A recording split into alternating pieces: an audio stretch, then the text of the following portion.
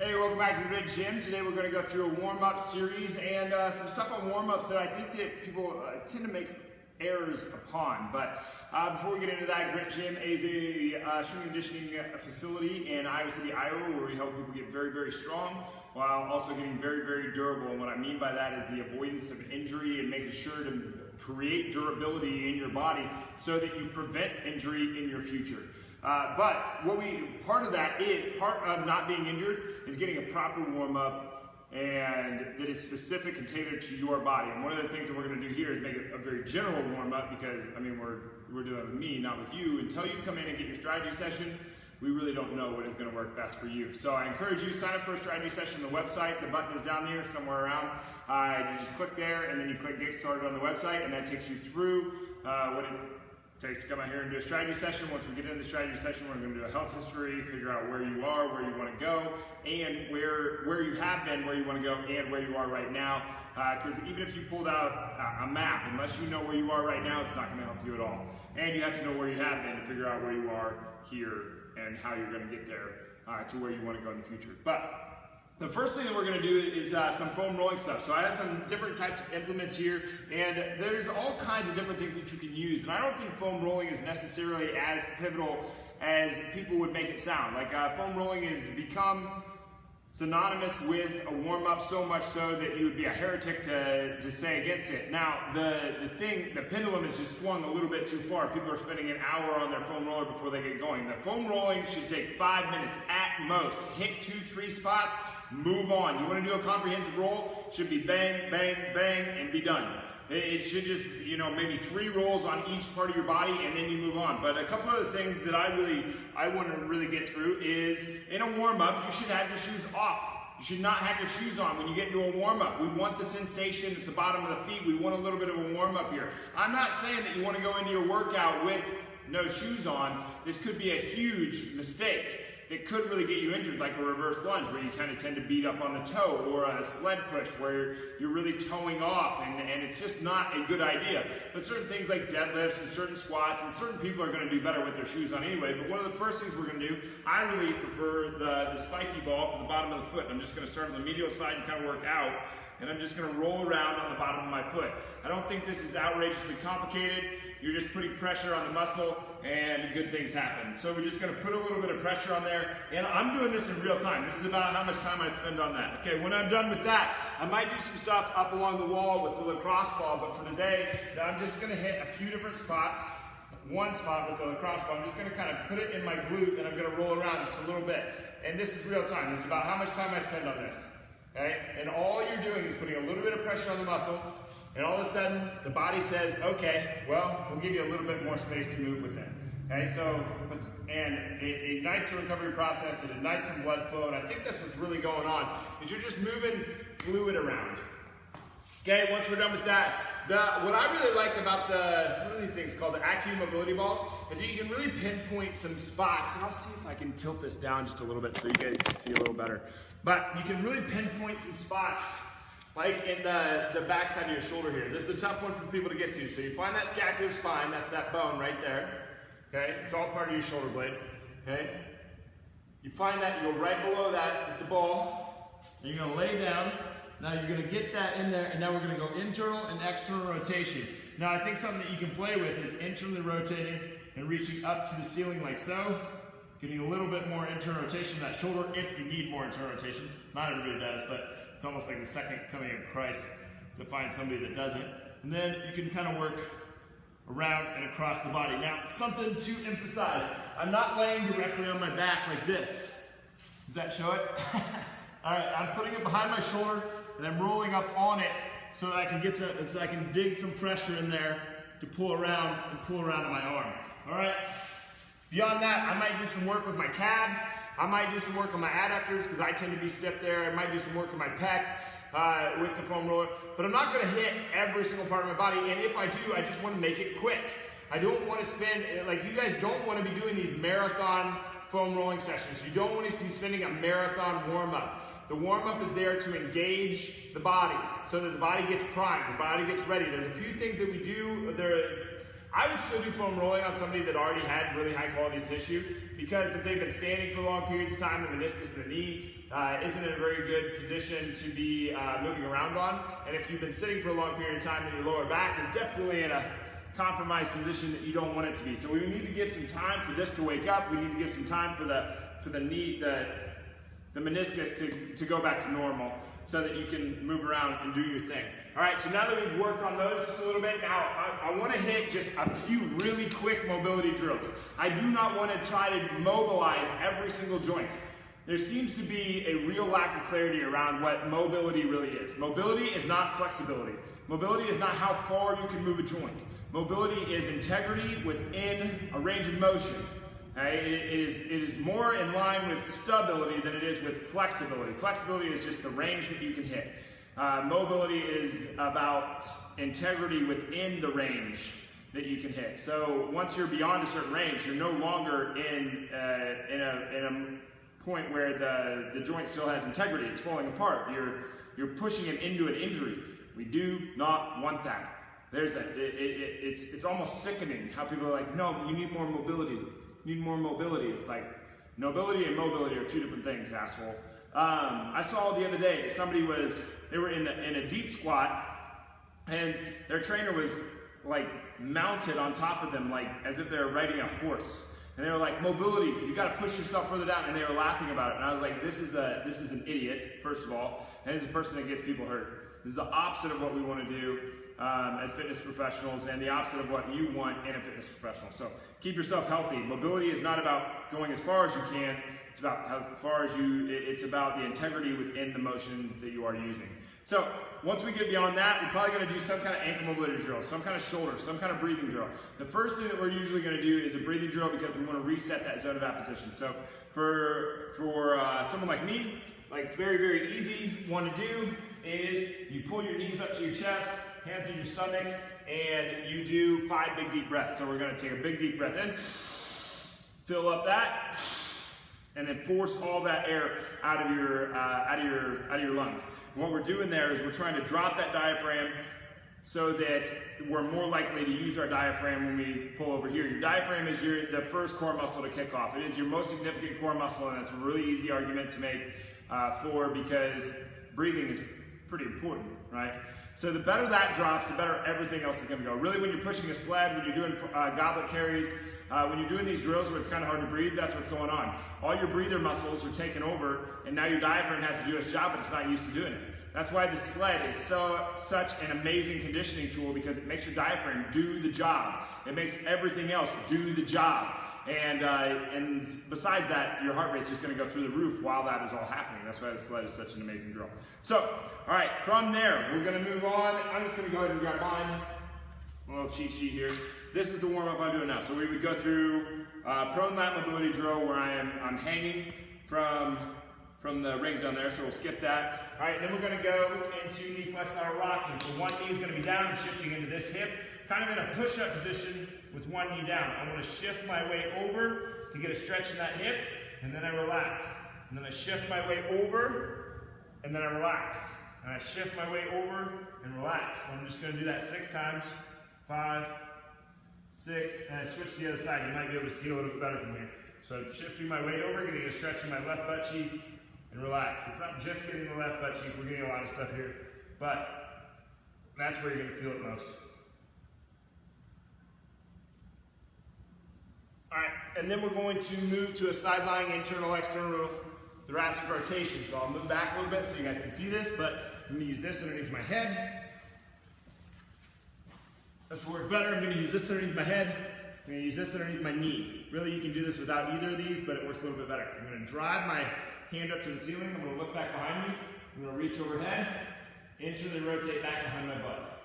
2, 3, 4, 5, 6. And I really want to be pressing that arm to the ceiling. So from the other side, it would look like knees connected to the ground, head on top of the roller, drive the arm up to the ceiling. I want to reach over the top. 1, 2, 3, 4, 5, 6. And I really want to drive my head back this way, and I really want to press up there. Remember, we had that talk the other day about how the serratus anterior is the darling of the upper body core musculature. So the serratus anterior pulls my shoulder blade forward and attaches to my rib cage here, so it's pulling like that. And the reason, in the serratus anterior is really a boa constrictor for your shoulder blade. It pulls that together. It's a boa constrictor, tightening that all together to keep your shoulders safe and to keep your core and your ribs right where they need to be. So that bottom arm pressing up to the ceiling like I just did is significant. A lot of people will leave that out, just like, oh, my arm is just here. No, this is the darling. This is the show. It is the superstar of the show. We want that thing kicked in so that it's activating and we're able to use it more in our workout and in your life. It's not really strong yet. We gotta give it some to get really strong. All right, after I'm done with that, I'm gonna go to a glute bridge with overhead reach. So I'm gonna get my feet in the ground. I'm gonna push my big toe into the floor, but I'm gonna emphasize my heels. I'm gonna come up, get a good glute. All right, so I want my butt to be hard as a rock. I wanna be able to make diamonds in there. So I'm gonna drive this arm up and through, touch on the other side, come all the way back down. I'm using my glutes, letting my hamstrings go relaxed, okay? Using my glutes, emphasize it twice for purpose, and I come down. And I drive it up and over, 3, 4, 5, 6. I'll stop it at 6, but you are wanting to do 6 on each side, so 12 total. When we're done with that, we're gonna go to a knee break, ankle mobility, and I'm going to use 10-pound weights for this because the next one we want to actually get a posterior weight shift. But what we're going to do here is we're going to have the balls of our feet on top of the weights. Balls of our feet on top of the weights. I don't know if you guys can see that very well. I can't see the screen super well, but balls of our feet on top of the weights. Big toe is pressed into the floor. We want that big toe pushed down, and that'll naturally put the outside of the heel on the floor. You want to think of your foot like a tricep. The heel, 1, 2, 3. Okay, so the heel, inside, outside, big toes pushed down. We're going to push our knees out slightly. 2, 3, 4, 5, 6. And you guys should definitely go, 8 repetitions on that. All right, so now we're going to put the right one forward slightly, and we're going to put the roller between our thighs, okay? And we're going to pinch on that roller, and then we're going to sit back more into that left hip, okay? The reason why we're doing this is because the right hip is always overloaded, okay? Our diaphragm is strong, has more connections over here on this right side. Our diaphragm has more connections on the right side, it's stronger on the right side, it's bigger on the right side. This lung has 3 lobes and is 33% larger than this lung. This lung has 2 lobes and is 33% smaller than this lobe, and it's because your heart sits on the left side of your body. Okay, so your right hip is going to be overloaded. It's going to have too much weight. If we measured you, if we put you on a scale right now, everybody is going to put more weight on the right side like I am right now. This is how you stand when you're tired. You overload this right hip, you drop the right rib, you drop the right shoulder in order to breathe easier. Everybody does this. It's across the board. It's something everybody does unless your heart is on the other side of your body, which is 2 in a million. It's 1 in every 500,000 people have their heart on the wrong side of the body. We actually had an intern out here that had that. Super, super rare. All of us, almost all of us, because of how we're spinning inside of our moms, we end up with our heart over here and this lung being bigger. So the diaphragm has more connection points on the right. We all tend to drop that right rib. That's why we got to inflate that right rib, and we got to deload that right hip. So when we get into this position, we're going to have our right foot forward, we're going to pinch the roller, and we're elevating our toes so that we can get a little bit more posterior weight shift so our hips come back easier. And we're just pinching and reaching down towards our toes, and you keep your back straight the whole time. So you get a little stretch in the hamstring while you're doing this. And the interesting thing, if you test this out, if you do like any kind of hamstring, any kind of hamstring test before this and after this, you have a noticeable amount more mobility after the test, or after we do this exercise. You will have the same amount of flexibility, you'll have a different amount of mobility, right? But that's what you're doing. So from the side, Our right foot is forward slightly, roller pinch between the hip, between the thighs, sliding down, coming back up, keeping your back nice and stiff, coming back through. We want this to really emphasize back in that left hip, pushing the big toe into the floor to get good foot position. All right, after that, we're gonna go back to wall slides. I won't show you that one, but all we're doing, we're trying to keep the rib cage down as we let that shoulder blade come up and come back to the wall. And we're just trying to make that posterior weight shift, or posterior tilt to the shoulder blade, and a little bit of upward rotation and elevation. Then we go into a prone wall slide, and that is just, we're just rolling up on the wall, up and out at about the same angle that your mid-low trap. The striations go in your mid-low trap to get those activated and to get a little bit of that elevation and upward rotation, because basically that's another thing. It's like the second coming of Christ. Nobody does it very well. All right, after that, we're going to go into a lateral lunge. And for this one, I'm just going to show it static. So the feet are wide, and we're sitting back into one hip. One of the big mistakes I see is people going like this. Not to say that that's wrong, but for what we're doing here, we want to think of this as a squat on one leg. The other leg just happens to be straight the whole time. So from the side, I would want to sit the butt back and sink into that leg, come back up, sink into that leg, come back up. After that, we're going to do a heel up plus overhead lunge. So we're going to bring that heel up, and then we're going to go into an overhead lunge. And like that would be the end of the warm-up. So we did real quick foam rolling, and we went through each one of those drills, and we didn't really hammer on any of those things. We kind of went through the motions in the sense that that we were passive about what we were doing or apathetic about what we were doing, but going through the motions, and that we weren't trying to hammer down the body and make it and submit it to our will. We were trying to coax it along. Hey, warm up a little bit. Get ready for this a little bit. Let's do this. Instead of just bang, bang, bang, just pushing on it. I see this stuff when people they're stretching out, and they're stretching so much and so hard that they're actually probably doing more damage to their body than they are good for their body. And if they just backed off a little bit, they wouldn't be getting the negative things that they are. Their shoulder would feel better, their knee would feel better, their lower back would feel better, all these things, if they just backed off from the stretching a little bit. Really, we got to find out what not to stretch before we figure out what to stretch. And I cannot emphasize that serratus anterior enough. If you have a shoulder issue, I almost guarantee you are leaving your serratus anterior out of the scenario. There is, I saw it not that long ago. This chiropractor prescribed this therapy protocol, and I was just like, this is terrible. This is really bad. And there was just, like, there has to be emphasis to this being the end of a push-up, or this being the end of any sort of press. The way that the serratus anterior is aligned, it is the darling of the show, and you really do need it.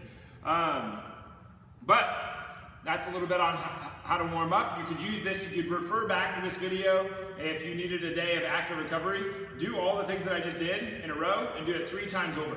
Just do it once, rewind, twice, rewind, 3 times, rewind, be done. Should take you about 25 minutes, and you should be able to be through it. Your foam rolling should take you 5 minutes tops.